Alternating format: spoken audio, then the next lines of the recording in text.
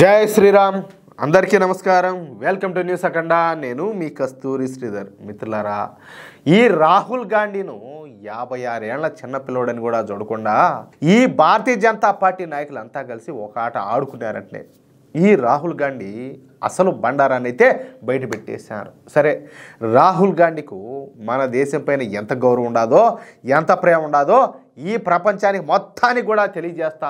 ఈ రాహుల్ గాంధీ పరువును పాకిస్తాన్లో ఉన్నటువంటి మురికాలలో కలిపేసినారు. అదేంది పాకిస్తాన్ ఎందుకు చెప్పినామంటే, పాకిస్తాన్ అంటే ఈయనకు అంత ప్రేమ కదా. ఎందుకంటే వాళ్ళు అదిగో అలా అన్నారు, వాళ్ళు నిజమే చెప్పారు, మీరు చెప్పేటివన్నీ అబద్ధాలని చెప్పి మాట్లాడతాడు కదా. అందుకని ఆయనకి ఇష్టమైనటువంటి పాకిస్తాన్లో ఉన్న మురికాలలో గెలిపినారనమాట. సరే, ఇక విషయానికి వస్తే ఈ రాహుల్ గాంధీ మన దేశ ప్రధాన ప్రతిపక్ష నేత. మన దరిద్రం కొద్దీ అంటే మన కేంద్ర క్యాబినెట్తో సమానమైనటువంటి హోదాను అయితే కలిగి ఉంటాడనమాట. సహజంగా ప్రధాన ప్రతిపక్ష నేత అయితే ఆ దేశం కోసం ఆ దేశ గౌరవాన్ని పెంపొందించడం కోసం, ఆ దేశ ఉన్నతి కోసం పాటుపడతారు. అవునా కాదా?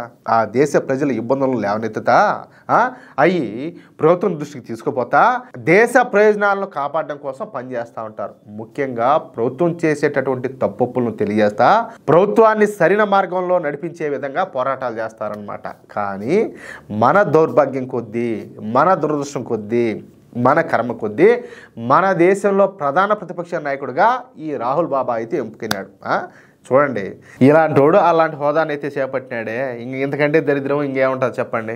ఇకపోతే ఈ రాహుల్ గాంధీకో మన దేశం ఏమైపోయినా కూడా పర్వాలే, ఆయనకు మాత్రం ప్రధానమంత్రి కుర్చీ కావాలి. ఎందుకంటే బాగా తెలివైనడు కదా, ఉలగడ్డలు పెట్టి బంగారం బయటికి తెచ్చాడు కాబట్టి ఈయన ప్రధానమంత్రి కుర్చీ కావాలా, ఆయనకు అధికారం కావాలా. అందుకోసం ఏమి చేయడానికైనా కూడా సిద్ధంగా ఉంటాడు. ఆయనకు మన దేశ గౌరవం ఏమైపోయినా పర్వాలే, మన దేశ పరువు ప్రతిష్టలో ఏమైపోయినా ఇబ్బందిలే, ఆయనకు మాత్రం అధికారం కావాలా. మొన్న ఈ అమెరికా అధ్యక్షుడు డొనాల్డ్ ట్రంప్ మాట్లాడతా కంపు భారతదేశానికి ఒక డెడ్ ఎకానమీ అని, భారతదేశ ఆర్థిక వ్యవస్థ కూలిపోతుందని, భారత్ను ఎవరు కూడా కాపాడలేరని చెప్పేసి నోటుకు వచ్చినట్టు వాగినాడు. భారత మీద వాగి ఆయన గారికి ఉండే నోటి దూలంతా కూడా తీర్చుకున్నాడు. ఓడంటే మెంటల ముండా కొడుకు, ఓడు కడుపుకు అన్నం తినలేదు, ఓడి ఇంకేదో తిన్నాడు అనుకుందాం. నీ తెలివేమైనట్టు అంటాలే. ఇంతకుముందు కూడా నేను ఒక న్యూస్లో చెప్పిన.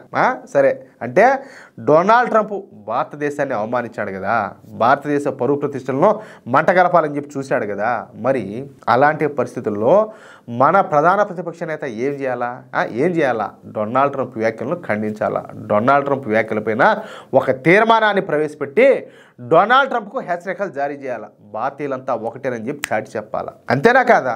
కానీ ఈ రాహుల్ గాంధీ మాత్రం పూర్తిగా దానికి విరుద్ధంగా మాట్లాడినాడు. ఈ డొనాల్డ్ ట్రంప్ వ్యాఖ్యలతో ఏకీభవించేశాడు.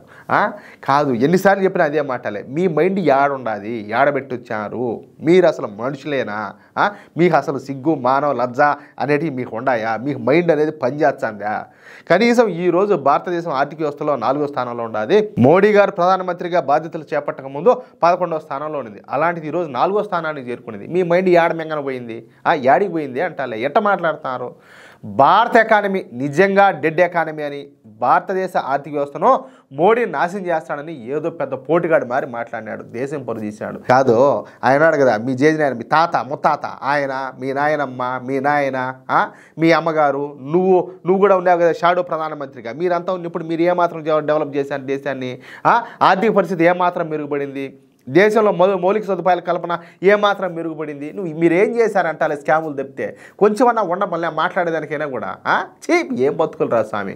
దీంతో ఆగ్రహం వ్యక్తం చేసేటువంటి బీజేపీ నాయకులు ఈ రాహుల్ గాంధీ పైన విరుచుకుపడినారు. ఈ సందర్భంగా బీజేపీ నాయకులు మాట్లాడతా రాహుల్ గాంధీ బ్రెజిల్ ప్రతిపక్షాలను చూసి సిగ్గు తెచ్చుకోవాలా. బ్రెజిల్ మీద కూడా ఇదే అమెరికా అధ్యక్షుడు డొనాల్డ్ ట్రంప్ ఇదే విధంగా పన్నులు విధించాడు.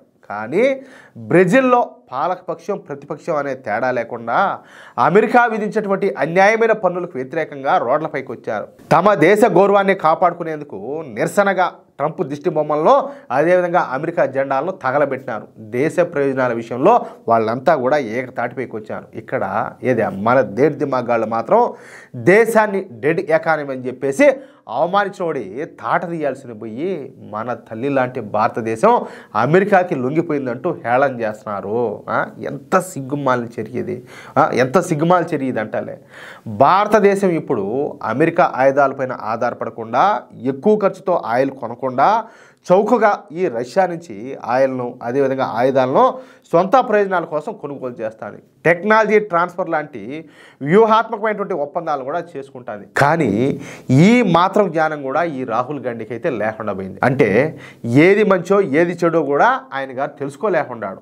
నిజానికి డెడ్ అయింది మన భారతదేశ ఆర్థిక వ్యవస్థ కాదు, ఈ రాహుల్ గాంధీ రాజకీయ జీవితమే డెడ్ అయిపోయింది. అర్థమవుతుందా?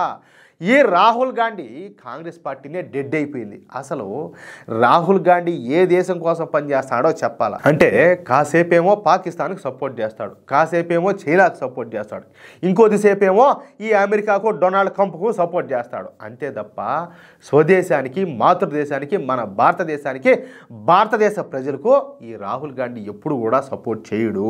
ఇది రాహుల్ గాంధీ సిగ్గనేది ఉంటే సిగ్గుపడాల్సిన విషయం అంటూ ఈ బీజేపీ నాయకులంతా కలిసి ఈ రాహుల్ గాంధీని గట్టిగా దోలుకున్నారు. దెబ్బతో అప్పటి నుంచి మళ్ళీ రాహుల్ గాంధీ ఒక మాట కూడా మాట్లాడాల. అంటే అటని చెప్పి మాట్లాడడానికి కాదు, కొంచెం గ్యాప్ ఇస్తాడు ఊపిరి తీసుకునేదానికి. మళ్ళీ అంతే యాజ్ ఇట్ ఈజ్గా మళ్ళీ మొదలు పెడతాడు. ఏ దేశ వ్యతిరేక వ్యాఖ్యలు, ఏ హిందూ వ్యతిరేక వ్యాఖ్యలు, పాకిస్తాన్ సంకలనం లాగడం, చైనా సంకలనం లాగడం, అమెరికా ఓటు సంకలనం లాగడం, దీంతోనే సరిపోతుంది. కనీసం ఓట్లు వేసిన వాళ్ళు నలుగురు చూస్తారు, జనాలు చూస్తారు, ప్రతి ఒక్కరు కూడా ఇప్పుడు అప్డేట్ అవుతున్నారు. వాస్తవాలు ఏందనేది ప్రతి ఒక్కరు తెలుసుకుంటున్నారు. ఓరే మన దేశాన్ని పక్కన పెట్టి మన పక్క దేశాల సంకలనం ఆగుతున్నామే, జనాలు మెట్లతో కొడతారు రేపని కూడా ఆలోచించుకుంటే ఈ మాట చేస్తానే.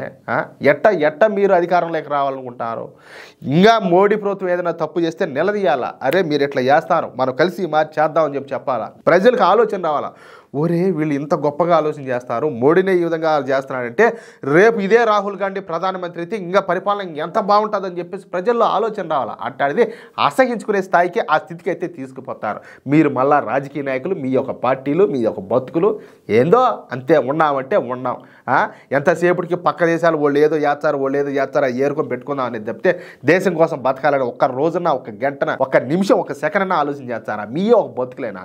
ఎట్ట పుట్టారు ఇటోళ్ళంతా కూడా ఈ దేశంలో, మా దరిద్రం కాకపోతే. మిత్రులారా, ఈ న్యూస్ కనుక మీకు నచ్చినట్లయితే ఖచ్చితంగా ఈ న్యూస్ నలుగురికి షేర్ చేయండి. అదేవిధంగా ప్రతి ఒక్కరు కూడా మీ యొక్క అమూల్యమైనటువంటి అభిప్రాయాలను స్పష్టంగా కామెంట్ రూపంలో తెలియజేయండి. ఇంకో విషయం ఏంటంటే, ఇంతవరకు మీరు కనుక మన ఛానల్ను సబ్స్క్రైబ్ చేసుకున్నట్లయితే ప్రతి ఒక్కరు కూడా మన ఛానల్ను సబ్స్క్రైబ్ చేసుకోండి, సపోర్ట్ చేయండి ప్లీజ్. జై శ్రీరామ్, జై హింద్.